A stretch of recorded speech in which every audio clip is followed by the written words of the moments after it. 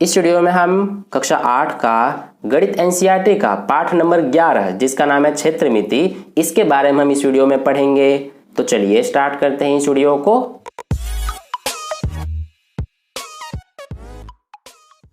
तो देखिए dear students, जैसे कि हमारा चैप्टर का ही नाम है क्षेत्रमिति, इसका मतलब क्या होता है इसको हम सबसे पहले जान लेते हैं।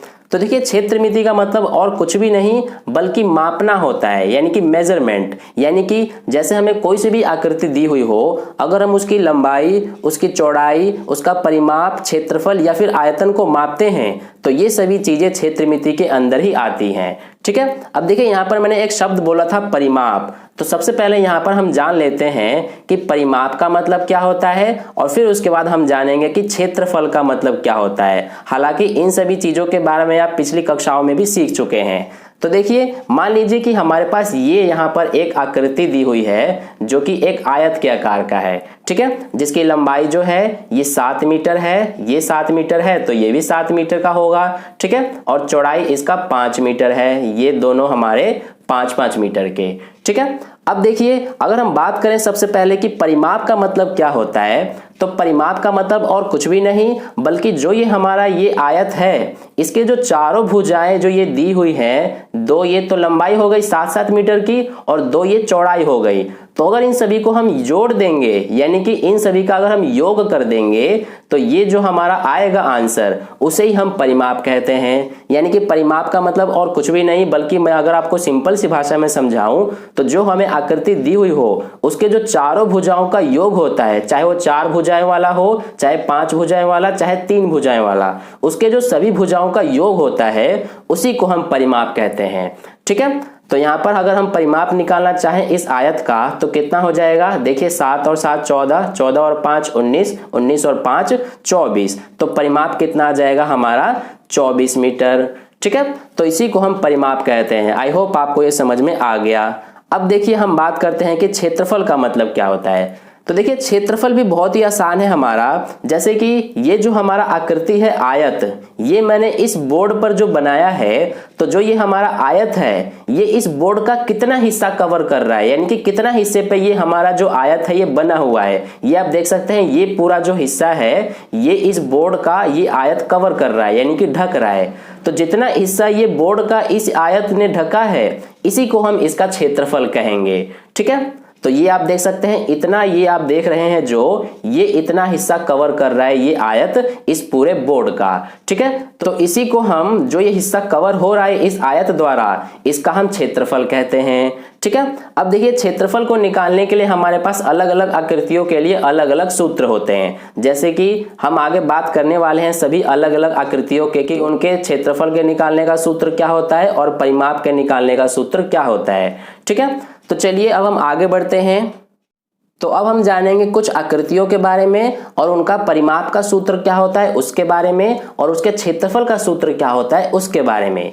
तो देखिए सबसे पहले हम बात करते हैं वर्ग के बारे में। अब जैसे कि आपको पता है कि वर्ग की आकृति कैसी होती है, जिस भी आकृति का जो चारों भुजाएं होती हैं वो अगर बराबर हो और चारों कोण 90-90 डिग्री के हो तो वो हमारा वर्ग कहलाता है। ठीक है, तो वर्ग का परिमाप क्या होता है, इसका सूत्र होता है हमारा 4 गुणा भुजा। ठीक है, ये हमारा सूत्र होता है। ये आपको सारी बातें याद रखनी है, जितने भी मैं आकृतियों के सूत्र लिखवाऊंगा वो सभी। ठीक है, अब देखिए इसी वर्ग का परिमाप का सूत्र तो हमने लिख लिया, अब यहाँ पर क्षेत्रफल का सूत्र क्या होता है वो यहाँ पर देखिए। तो वर्ग का जो क्षेत्रफल होता है इसका सूत्र होता है भुजा गुणा भुजा, यानी कि साइड इंटू साइड, या फिर इसको आप इस तरह से भी लिख सकते हैं भुजा का स्क्वायर, इस तरह से भुजा और इसका स्क्वायर। ठीक है, दोनों में से कोई सा भी सूत्र अगर आप अप्लाई करेंगे तो आपका आंसर सेम ही आएगा। ठीक है, तो इस तरह से ये हो गया। अब हम बात करते हैं नेक्स्ट आकृति की जो कि हमारा आता है आयत। तो देखिए आयत के बारे में भी आपको पता होगा कि आयत हमारा कैसी आकृति होती है, जिस भी आकृति का जो लंबाई और चौड़ाई अलग अलग हो, यानी कि अगर हम बात करें कि आमने सामने की भुजाएं अगर बराबर हो तो वो हमारा क्या होता है, एक आयत होता है, और इसके चारों कोण भी 90-90 डिग्री के होते हैं। तो देखिए इसका अगर परिमाप का सूत्र की अगर हम बात करें तो ये होता है हमारा 2 ब्रैकेट में लंबाई प्लस चौड़ाई। ठीक है, ये हमारा सूत्र होता है आयत के परिमाप का। और इसके क्षेत्रफल के सूत्र की अगर हम बात करें तो ये होता है हमारा लंबाई गुना चौड़ाई। ठीक है, तो ये हमारा हो गया आयत के बारे में। अब बात करते हैं हम नेक्स्ट आकृति की, जो कि हमारा आता है त्रिभुज। ठीक है, तो देखिए त्रिभुज की आकृति कैसी होती है, जिस भी आकृति की अगर 3 भुजाएं से मिलकर वो बना हो तो वो हमारा एक त्रिभुज कहलाता है। ठीक है, तो देखिए त्रिभुज का जो हमारा परिमाप का सूत्र होता है ये हमारा बहुत ही आसान है। हम क्या कर देते हैं कि जो तीनों भुजाएं होती हैं उन तीनों भुजाओं का योग ही हमारा परिमाप का सूत्र होता है त्रिभुज का। ठीक है, तो यहाँ पर हम लिख देंगे तीनों भुजाओं का योग, ये हमारा सूत्र होता है। जैसे कि तीनों भुजाएं क्या हो जाएंगी, एक ये और एक ये, इन तीनों भुजाओं को अगर हम जोड़ देंगे तो ये हमारा त्रिभुज का परिमाप निकल जाएगा। ठीक है, अब बात करते हैं कि इस त्रिभुज का क्षेत्रफल का क्या सूत्र होता है। तो देखिए क्षेत्रफल का सूत्र होता है हमारा 1/2 गुणा आधार गुणा ऊंचाई। देखिए इसमें जो ये b लिखा है मैंने, b का मतलब होता है बेस यानी कि आधार, और जो ये h लिखा है मैंने इसका मतलब होता है हाइट यानी कि ऊंचाई। अब देखिए इस त्रिभुज में अगर आप देखेंगे, मैं यहाँ पर बना दे रहा हूँ त्रिभुज को, तो इसमें जो हमारा आधार होता है वो ये वाला भुजा माना जाता है। ठीक है, या फिर इसके अलावा ये वाली भुजा भी आधार हो सकती है, लेकिन ये डिपेंड करता है ऊंचाई पर। अगर आपका जो ऊंचाई है वो अगर ये इस तरह से बन रहा है तो फिर आधार आपका यही होगा। ठीक है, तो इस तरह से ये हमारा होता है ऊंचाई एक त्रिभुज में और ये होता है आधार। तो ये हो गया हमारा त्रिभुज की आकृति के बारे में। अब हम बात करते हैं नेक्स्ट, जो कि आता है हमारा वृत्त। तो वृत्त जैसा कि आपको बहुत ही अच्छे से पता होगा, ये हमारा कुछ इस तरह से वृत्त की आकृति होती है। और वृत्त का अगर हम परिमाप की बात करें, जनरली हम वृत्त का परिमाप नहीं बोलते हैं, वृत्त की हम परिधि बोलते हैं। ठीक है, परिमाप की जगह, लेकिन होता दोनों सेम ही है। तो देखिए वृत्त का परिमाप क्या होता है, ये होता है 2πr। अब इसमें आप देख रहे हैं ये पाई जो है ये क्या होता है हमारा, इसका मान होता है 22/7 या फिर 3.14, दोनों में से कोई एक होता है। ठीक है, ये आपको प्रश्न में दे दिया जाता है कि आपको क्या यूज करना है। और जो ये r है इसका मतलब होता है रेडियस यानी कि त्रिज्या। तो देखिए वृत्त में त्रिज्या क्या होती है, जो केंद्र से परिधि तक की जो दूरी होती है इसी को हम त्रिज्या कहते हैं। जैसे कि देखिए ये हमारा क्या है, त्रिज्या है। ठीक है, तो ये तो हमारा हो गया कि वृत्त का परिमाप यानी कि वृत्त की परिधि 2πr होती है इसका सूत्र, और इसका क्षेत्रफल का सूत्र होता है πr²। तो ये हो गया।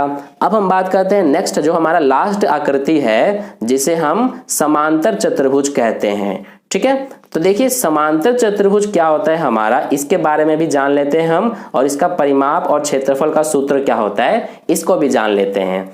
तो देखिए समांतर चतुर्भुज हमारा उस तरह की आकृति को कहते हैं जिसके जो आमने सामने की भुजाएं होती हैं वो समांतर हो। ठीक है, यानी कि जितने भी आगे हम बढ़ा लें इसके आमने सामने की भुजाओं को, वो आपस में कभी भी एक दूसरे को ना मिलाए, तो वो हमारी समांतर चतुर्भुज कहलाती हैं।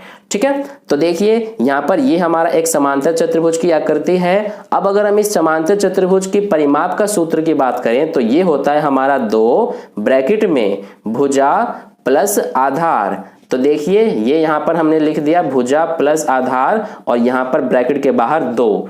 तो देखिए इसमें हमारा भुजा क्या हो जाएगा, भुजा आप किसे भी ले सकते हैं। जैसे कि मान लीजिए ये ऊंचाई है इस समांतर चतुर्भुज की, तो ये आधार हो जाएगा। ये आप देख सकते हैं यहाँ पर ये वाला आधार हो जाएगा, और ये भुजा ले सकते हैं आप, नहीं तो ये वाला भुजा ले सकते हैं। ठीक है, ये आपकी मर्जी है। तो इस तरह से ये हमारा सूत्र होता है परिमाप का समांतर चतुर्भुज के। अब हम बात करें अगर क्षेत्रफल का क्या सूत्र होता है, तो ये बहुत ही आसान है, आधार गुणा ऊंचाई यानी कि बेस गुणा हाइट। तो इस तरह से ये यहाँ पर हमने कुछ आकृतियों के परिमाप और क्षेत्रफल के सूत्रों के बारे में जाना। इसका स्क्रीनशॉट आप वीडियो को पॉज करके ले सकते हैं, नहीं तो मैं आपको इसका स्क्रीनशॉट अपने टेलीग्राम ग्रुप पर सेंड कर दूंगा। अगर आपने टेलीग्राम ग्रुप ज्वाइन नहीं किया है तो उसको ज्वाइन कर सकते हैं, उसका लिंक आपको इस वीडियो के डिस्क्रिप्शन में मिल जाएगा। ठीक है, अब हम बढ़ते हैं नेक्स्ट टॉपिक की तरफ, और अब हम जानेंगे कि किस किस तरह से आपके एग्जाम में या फिर आपके प्रश्नावली में प्रश्न पूछे जाते हैं। तो देखिए डियर स्टूडेंट्स, मान लीजिए आपको इस तरह से प्रश्न में एक आयताकार बगीचा दिया गया है जिसकी जो लंबाई है ये 30 मीटर है और इसकी चौड़ाई जो है ये 20 मीटर है। ठीक है, तो आपसे प्रश्न ये पूछा गया है कि इस बगीचे को चारों ओर से घेरने वाली बाड़ की लंबाई क्या है। देखिए अब प्रश्न को ध्यान से समझिए, इस तरह के प्रश्न ही आपको प्रश्नावली में या फिर आपके एग्जाम में देखने को मिलेंगे। आपको डायरेक्ट नहीं बोला जाएगा कि आप परिमाप या क्षेत्रफल ज्ञात कीजिए, आपको इस तरह से प्रश्न दिया जाएगा। अब इसमें आपको देखना है कि हम परिमाप ज्ञात कर सकते हैं या फिर क्षेत्रफल ज्ञात कर सकते हैं। तो देखिए हमसे कहा गया है कि इस बगीचे के चारों ओर से घेरने वाली बाड़ की लंबाई क्या है। तो देखिए ये जो हमारा बगीचा है, इसको चारों ओर से जो बाड़ लगाएंगे हम, वो हमारा इसी तरह से लगेगा। ये आप देख सकते हैं, मान लीजिए यहां से लेकर के ये पूरा हमारा बाड़ लगेगा। तो जो बाड़ की लंबाई होगी वो हम कैसे ज्ञात कर पाएंगे? अगर हम इस आयताकार बगीचे का जो ये परिमाप है ये अगर हम ज्ञात कर लें तो हमें पता चल जाएगा कि बाड़ की लंबाई कितनी होगी, क्योंकि जो इस आयताकार बगीचे का परिमाप होगा उतना ही इस बाड़ की लंबाई भी होगी। ठीक है, तो यहाँ पर हमें बाड़ की लंबाई ज्ञात करने के लिए इस आयताकार बगीचे का परिमाप निकालना होगा। ठीक है, तो इस तरह से आई होप आपको ये समझ में आ गया होगा कि हम कब परिमाप ज्ञात कर सकते हैं। ठीक है, तो अब आप क्या करेंगे कि कमेंट बॉक्स में इसका आंसर बताने का प्रयास करेंगे कि जो इस आयताकार बगीचे का बाड़ की लंबाई है वो कितना आएगा। ठीक है, अब देखिए दूसरा आपसे प्रश्न इस तरह से पूछा जा सकता है कि कितनी भूमि बगीचे द्वारा व्याप्त है। इस व्याप्त का मतलब क्या है कि जो ये बगीचा है ये कितनी भूमि पर फैला हुआ है, यानी कि कितने जमीन पर ये फैला हुआ है, यानी कि कितने जमीन को ये कवर कर रहा है, ये कहने का मतलब है। जैसे कि देखिए इस जो आयताकार बगीचा है, यानी कि मान लीजिए ये एक आयत है, इसको मैंने इस बोर्ड पर बनाया है, तो इस बोर्ड का ये कितना हिस्सा ढक रहा है, यानी कि कितना हिस्सा कवर कर रहा है, इसका मतलब यही है। ठीक है, तो देखिए इसमें हमसे डायरेक्ट नहीं कहा गया है कि इस बगीचे का क्षेत्रफल ज्ञात कीजिए, हमसे इसमें कहा गया है कि कितनी भूमि बगीचे द्वारा व्याप्त है। तो इसमें आपको ये समझ में आ जाना चाहिए कि हमें इस जो बगीचा है आयताकार, इसका क्षेत्रफल ज्ञात करना होगा। ठीक है, तो आई होप आप इसका क्षेत्रफल ज्ञात कर सकते हैं। जैसे कि मैंने आपको पीछे बताया था कि आयत के क्षेत्रफल का सूत्र क्या होता है, लंबाई गुना चौड़ाई। तो आप लंबाई और चौड़ाई को गुणा कर देंगे तो आपको इसका क्षेत्रफल पता चल जाएगा। ठीक है, तो इस तरह से ये हमारे कुछ इस तरह के प्रश्न आते हैं। ठीक है, अब इसके अलावा इस तरह का भी प्रश्न आ जाता है कि जैसे देखिए मान लीजिए ये हमारा आयताकार बगीचा है, अब इस बगीचे के चारों ओर इस तरह से कुछ एक हमारा ट्रैक बना हुआ है, यानी कि जिस पर इस तरह से दौड़ लगाने का जो रास्ता होता है वो हमारा ऐसा बना हुआ है एक। ठीक है, तो आपसे ये कहा गया है कि जो इस बगीचे के चारों ओर ये जो दौड़ लगाने वाला ट्रैक बना हुआ है, सिर्फ इसका क्षेत्रफल ज्ञात करने के लिए कहा गया है। तो ध्यान से समझिए कि अब हम कैसे इस जो चारों ओर से ट्रैक है इसका क्षेत्रफल ज्ञात कर पाएंगे। तो देखिए इसके लिए हम क्या करेंगे, सबसे पहले इसका नाम दे देते हैं। ये मान लीजिए ABCD, ये हमारा ABCD नाम का एक आयताकार बगीचा है, और जो ये इसके अंदर ये हम देख रहे हैं ये भी हमारा एक आयत के आकार का ही है। तो इसका भी नाम दे देते हैं PQRS। तो देखिए हमसे कहा गया है सिर्फ कि जो ये चारों तरफ से ये हमारा ट्रैक है इसका क्षेत्रफल ज्ञात करने के लिए कहा गया है। तो ध्यान से समझिए हम इसका क्षेत्रफल कैसे ज्ञात कर पाएंगे। सबसे पहले इसके लिए हम क्या करेंगे कि इस पूरे ABCD जो आयताकार बगीचा है इसका क्षेत्रफल ज्ञात करेंगे, यानी कि हम यहाँ पर लिखेंगे कि जो हमारा ABCD इसका जो क्षेत्रफल है इसका हम सबसे पहले क्षेत्रफल ज्ञात करेंगे और इसमें से हम माइनस कर देंगे, यानी कि घटा देंगे किसका क्षेत्रफल, जो ये हमारा अंदर वाला आयताकार जो आप देख रहे हैं आकृति, इसका क्षेत्रफल हम घटा देंगे।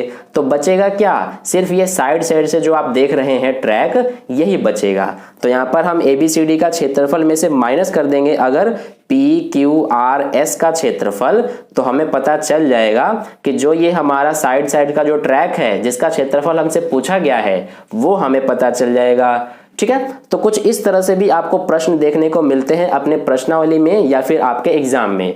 तो इस तरह से हमने इसके बारे में चर्चा कर लिया। अब हम आगे टॉपिक पे बढ़ते हैं। तो देखिए डियर स्टूडेंट्स, अगला टॉपिक है हमारा समलंब का क्षेत्रफल।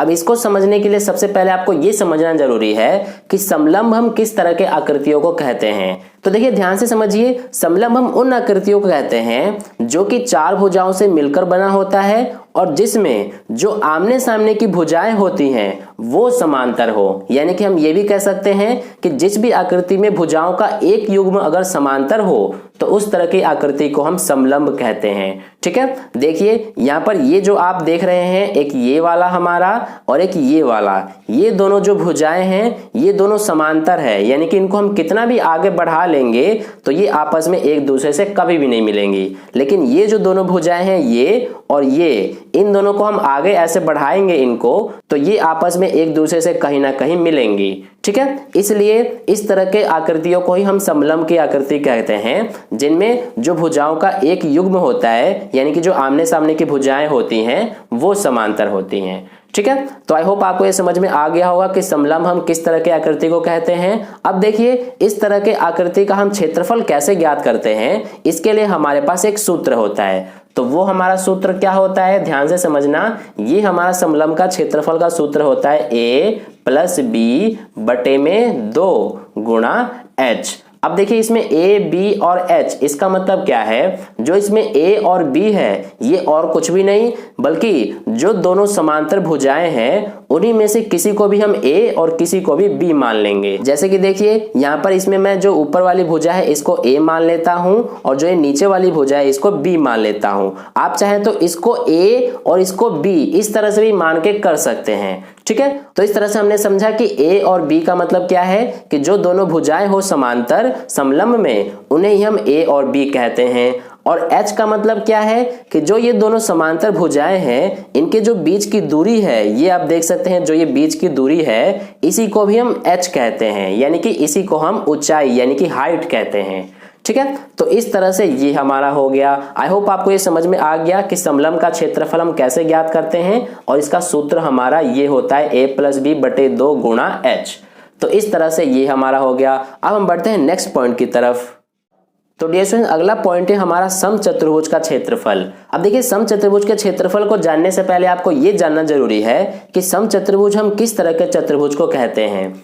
तो देखिए समचतुर्भुज जो होता है हमारा, ये हम उस आकृति को कहते हैं जिसकी जो चारों भुजाएं हो वो आपस में बराबर हो। देखिए वर्ग की भी चारों भुजाएं बराबर होती हैं, लेकिन फर्क क्या होता है कि वर्ग के जो चारों कोण होते हैं वो भी 90-90 डिग्री के होते हैं, लेकिन समचतुर्भुज के जो कोण होते हैं चारों वो 90-90 डिग्री के नहीं हो सकते। ठीक है, तो इसलिए अगर किसी भी चतुर्भुज के जो सिर्फ चारों भुजाएं बराबर हो तो उस तरह के चतुर्भुज को हम समचतुर्भुज कहते हैं। अब देखिए अगर हम बात करें समचतुर्भुज का क्षेत्रफल का सूत्र क्या होता है, तो ये हमारा होता है सूत्र 1/2 गुणा d1 गुणा d2। अब देखिए इसमें हमारा d1 और d2 का मतलब क्या है, इसको ध्यान से समझिए। जो ये हमारा समचतुर्भुज आप देख रहे हैं इसमें जो दोनों ये विकर्ण है, एक ये और एक ये, इसका हम सबसे पहले नाम दे देते हैं a b c d।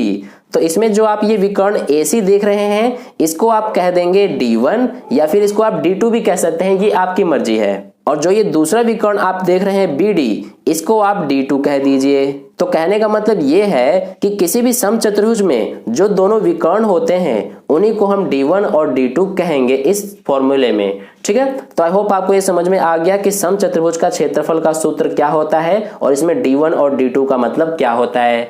तो इस तरह से ये हो गया। अब हम बढ़ते हैं अपने लास्ट पॉइंट की तरफ। तो डियर स्टूडेंट्स, लास्ट पॉइंट है हमारा सामान्य चतुर्भुज का क्षेत्रफल। अब देखिए सामान्य चतुर्भुज कौन से चतुर्भुज होंगे जो कि ना ही वर्ग हो, ना ही आयत हो, ना ही समचतुर्भुज हो, ना ही समलंब हो, मतलब कि ऐसी कोई विशेष चतुर्भुज ना हो, तो उस तरह के चतुर्भुज को हम क्या कहते हैं, सामान्य चतुर्भुज। ठीक है, तो देखिए सामान्य चतुर्भुज का क्षेत्रफल हम कैसे ज्ञात करेंगे, इसका हमारे पास कोई विशेष सूत्र नहीं होता है। ठीक है, तो देखिए इस तरह के चतुर्भुजों के क्षेत्रफल निकालने के लिए हम क्या करते हैं कि इसको हम अलग अलग आकृतियों में बांट देते हैं। जैसे कि देखिए मान लीजिए हमें इस ABCD चतुर्भुज का एक क्षेत्रफल ज्ञात करना है, तो हम ये कैसे करेंगे। सबसे पहले हम क्या करेंगे कि ये A और C इन दोनों को मिलाते हुए इस तरह से हम एक विकर्ण खींच देते हैं।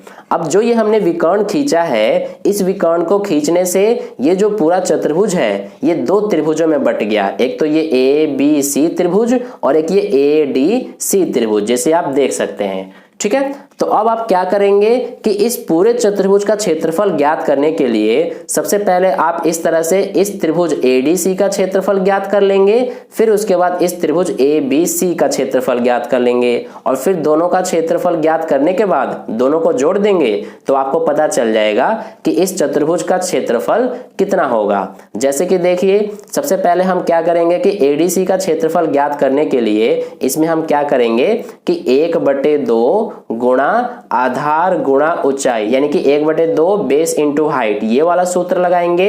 अब इसमें आप देख रहे हैं बी का मतलब क्या है, जैसे कि मैंने आपको पहले ही बताया कि इसका मतलब आधार है। तो इस त्रिभुज में आधार हमारा क्या हो जाएगा, ये आप जो देख रहे हैं एसी, यही आधार हो जाएगा।